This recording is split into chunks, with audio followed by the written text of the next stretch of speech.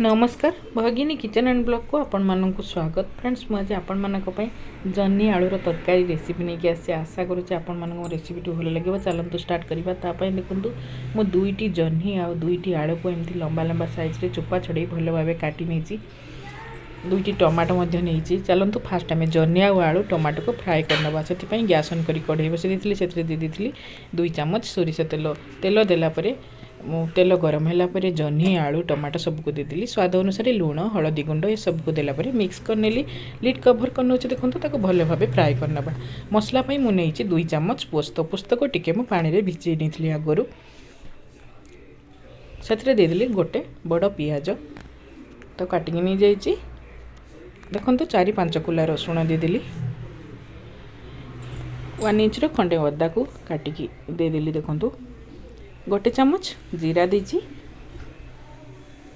गोटे गुजराती देली, खंडे दालचीनी, गोटे लवंग ये सब को आम फाइन पेस्ट बन नवा। ये देखो जन्ही आलू केते सुंदर भाव फ्राए हो गला। चलतु बर्तमान आम मसला बन नवा। देखो से सेम कढ़ई रे गोटे चामच सोरिष तेल देदेली। से देदेली 1/2 चामच चीनी। चीनी टिके कलर पाई मु यूज करछि। चीनी टिके कलर है परे मसला पेस्ट को देदेली। कंटिन्यूअसली आम मसला को टिके गोले नबा।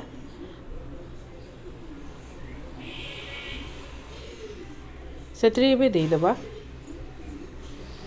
हलदी गुंड 1/2 चामच, स्वाद अनुसार लुण, लंका गुंड 1/2 चामच, गरम मसला पाउडर 1/2 चामच सबको भल भाव मिक्स करनबा।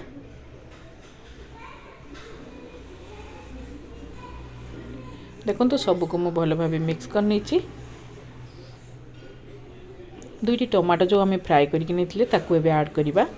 टमाटो को मसला सहित तो भल भाव मिक्स करनबा।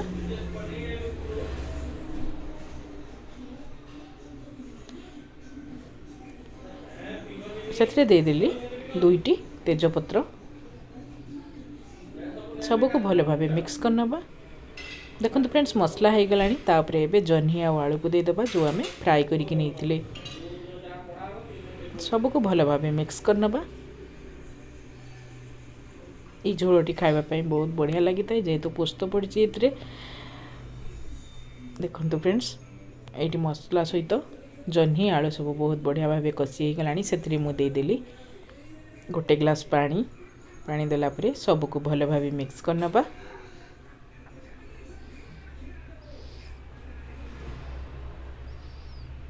चलतु वर्तमान तरकारी को आम फुटवाई छाड़ा। देखो फ्रेंड्स ये रेडी हो जाइए जन्ही आलू पोस्त तरकारी। ताको मो बाउल को गोटे बाहर कर नौची। केते सुंदर भाव कलर भी केते बढ़िया आछि। देखंतु चलतु फ्रेंड्स जदि आपण माननकु मो रेसिपीटी भल लागुथाय तो मो चैनल को सब्सक्राइब करदेवे, लाइक करदेवे, कमेंट करदेवे, पाखर थिया बेल आइकन को प्रेस करदेवे जहाँफल कि मो जो न्यू न्यू वीडियो अपलोड करी प्रथमे आपण मानक पाखरे नोटिफिकेशन पहुँचब। रहुछि नमस्कार। पुणी देखा गोटे नुआ वीडियो रे।